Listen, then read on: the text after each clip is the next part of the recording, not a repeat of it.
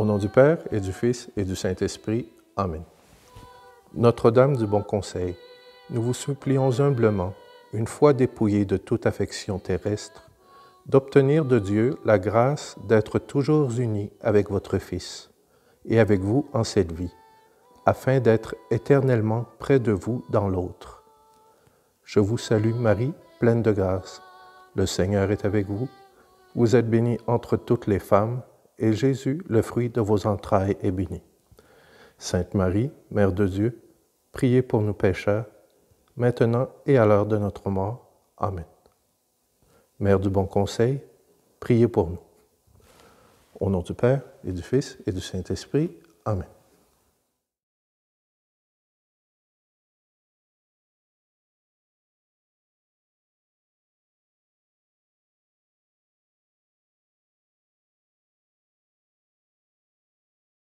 Bonjour, nous voici au troisième et dernier jour du Triduum en l'honneur de Notre-Dame, la Vierge Mère du Bon Conseil. Eh bien, nous sommes ici dans une chapelle, une petite chapelle, dédiée à Notre-Dame du Bon Conseil, comme vous voyez le tableau, l'image au-dessus, car dans toutes les maisons des héros de l'Évangile, il y aura toujours un tableau ou, si possible, une chapelle à Notre-Dame du Bon Conseil, car c'est une dévotion qui est très ancrée au plus profond du cœur de chacun de nous, des héros de l'Évangile. Et justement aujourd'hui, nous allons voir le lien, l'histoire. Pourquoi est-ce que les héros ont, dans leur dévotion mariale, une place toute réservée et privilégiée pour cette dévotion de Notre-Dame, la Mère du Bon Conseil? Alors, cette dévotion chez nous, elle remonte au docteur Plínio Corrêa de Oliveira, comme vous savez, comme on le sait, qui est le fondateur de la TFP, la Société pour la défense de la tradition, la famille et la propriété. Alors, notre fondateur, Monseigneur Jean, il a été membre de la TFP, il a été secrétaire direct du docteur Plínio Corrêa de Oliveira et aussi son fidèle disciple pendant des décennies. Et c'est de lui qu'il a appris la dévotion à la Vierge Mère du Bon Conseil. En quelles circonstances? Bien, en 1967, Dr Plínio avait reçu de quelqu'un un livre intitulé « La Vierge Mère du Bon Conseil », écrit par Georges Dillon, Monseigneur Georges Dillon. Et il lisait tous les jours, chaque soir, après ces journées fatigantes, laborieuses, chaque soir, tard la nuit, il lisait le livre, car il était très dévot, il a toujours été très dévot de Notre-Dame, et tout ce qui avait rapport à elle, il le prenait, il le lisait avec avidité. Donc, il lisait les soirs, et il sentait au fond de son âme, pendant qu'il lisait ce livre, qui racontait l'histoire, la dévotion de la Vierge Mère du Bon Conseil, il sentait au fond de son âme une douce, une discrète et une rassurante joie spirituelle, une consolation, une grâce toute spéciale qu'il sentait en lisant ce livre. Bon, c'est pourquoi il avait demandé à des connaissances de faire venir d'Italie une reproduction, une image de la Vierge Mère du Bon Conseil pour qu'il puisse avoir comme souvenir auprès de lui. Vers la fin de cette même année, 1967, il lui advient une crise très grave de diabète, ce qui le força à être interné dans un hôpital pour subir une intervention chirurgicale. Le pire, c'est que la maladie, elle était accompagnée par une prostration spirituelle, une aridité de la grâce, de la sensibilité de la grâce, une aridité dans sa vie spirituelle très forte. Et il a même raconté plus tard que les souffrances spirituelles qu'il sentait à cette époque étaient encore beaucoup plus fortes que les souffrances physiques qu'il sentait en son corps. Il était donc dans un lit d'hôpital, en convalescence, après avoir souffert une chirurgie qui lui avait amputé quelques doigts du pied à cause du diabète. Il était comme ça dans son lit d'hôpital quand il reçoit la visite de quelques membres de la TFP, des amis. Et ils venaient l'apporter lui apporter justement la reproduction de la Vierge Mère du Bon Conseil qu'il avait demandé de faire venir d'Italie. Et c'est donc dans un lit d'hôpital, au milieu de la souffrance, qu'il reçoit ce cadeau de la Vierge Mère du Bon Conseil, c'est-à-dire une reproduction à elle. Il était dans son lit, couché, il reçoit, il commence à défaire le paquet, et quand il défait le paquet et il rencontre la reproduction de l'image, alors il y a un phénomène mystique qui se passe en son âme. Extérieurement, ceux qui l'accompagnaient, il y avait plus ou moins 5 ou 6 personnes avec lui, extérieurement, les gens, ceux qui étaient là, ont vu les couleurs de la reproduction, les couleurs de l'image qui brillaient, qui devenaient plus intenses, qui, on dirait même qu'elles changeaient un peu, mais elles éclataient presque, elles rayonnaient.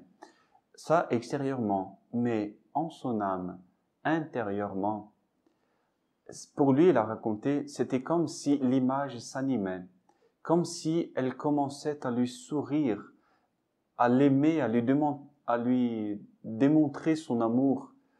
Et surtout, elle faisait comprendre au fond de son âme qu'il devait avoir beaucoup de confiance en elle, car elle allait l'aider à accomplir jusqu'au bout sa mission et sa vocation, car l'épreuve qu'il sentait en son âme était si forte il commençait à se demander s'il allait en effet accomplir sa mission, accomplir sa vocation. Il était dans cet état d'aridité, et quand il défait le paquet, Notre-Dame renforce en son âme, lui donne de la confiance pour lui faire comprendre qu'elle allait l'aider à accomplir sa mission, sa vocation jusqu'au bout. L'un des témoins de cette scène, c'était justement notre fondateur, Monseigneur Jean, qui a vu cette scène, cette rencontre entre Dr Plinio et la Vierge Mère du Bon Conseil, ce 16 décembre 1967. Et c'est alors que la dévotion à la Vierge Mère naît en même temps au cœur de Dr Plinio et au cœur de Monseigneur Jean. Et c'est ainsi qu'a commencé cette dévotion à la Vierge Mère du Bon Conseil.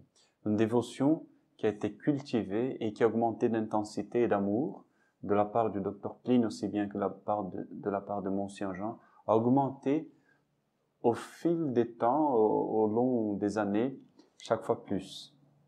Ils s'y sont rendus au sanctuaire à Genazzano plusieurs fois, docteur Pline une fois, Monseigneur Jean plusieurs fois. Et enfin, pour raccourcir un peu, nous allons faire un petit saut dans l'histoire. À peu près 20 ans après cela, en 1995, nous nous trouvons de nouveau dans un hôpital, une chambre d'hôpital, et Dr Plinio est à nouveau interné dans l'hôpital à São Paulo, souffrant d'une maladie du cancer. C'est d'ailleurs la maladie qui l'emportera en cette année, 1995, le 3 octobre. Eh bien, pendant sa convalescence, pendant qu'il était à l'hôpital souffrant du cancer, plusieurs fois, Monseigneur Jean, notre fondateur, allait le visiter, tous les jours pratiquement, allait le visiter. Et lors d'une de ces visites, Dr Pline lui a donné l'un des derniers conseils de sa vie à son fidèle secrétaire, Monseigneur Jean. Dans la chambre de l'hôpital, il y avait accroché au mur la même reproduction de la Vierge Mère du Bon Conseil qu'il avait reçue dans un lit d'hôpital en 1967. C'était donc la même reproduction qu'il avait fait venir d'Italie et qui la suivait dans sa passion, dans sa douleur, dans ce lit d'hôpital en 1995. Elle l'a d'ailleurs accompagné toute sa vie. Et vers la fin d'une des visites que lui rendait Monseigneur Jean, quand il allait sortir de la chambre, Dr Plinio l'appelle, comme ça, le fait un geste de venir, et d'une voix très affaiblie, une voix déjà très atteinte par la maladie, une voix d'éternité presque déjà, en faisant un grand effort, il enlève sa main droite d'au-dessous de la couverture et il indique l'image, la reproduction de la Vierge Mère du Bon Conseil. Et il dit en toute gravité à notre fondateur, Monsieur Jean, il lui dit, « Regarde là, mon fils, regarde là. Est-ce que tu te rends bien compte combien est grand l'amour qu'elle a pour toi ?»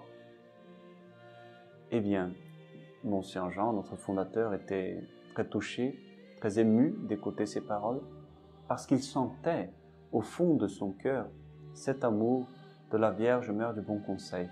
Peu avant de mourir, Dr Pline lui disait « Rends-toi compte de combien est grand l'amour qu'elle a pour toi. » Bon, ce que nous devons apprendre, ce que nous devons porter en nous-mêmes, en nos cœurs, à la fin de ce triduum, c'est justement cette notion, c'est justement avoir bien ancré, avoir bien clair au fond de nos cœurs cet amour que la Vierge Mère du Bon Conseil a pour chacun de nous. Nous devons nous aussi savoir la regarder, savoir être devant elle, participer de l'affection, de l'amour qu'il y a entre elle, entre l'enfant Dieu et cet autre fils de Marie qui est devant l'image, et savoir connaître, savoir profiter, savoir s'élancer dans cet amour que la Vierge a pour chacun de nous, un amour qui, nous le demandons pour chacun en ce triduum, un amour qui puisse nous transformer totalement pour que nous puissions être de vrais fils de Notre-Dame, fils de la Vierge Marie, de vrais fils de la Sainte Église catholique. Que Dieu Tout-Puissant vous bénisse, le Père, le Fils et le Saint-Esprit. Allez dans la paix du Christ. Amen.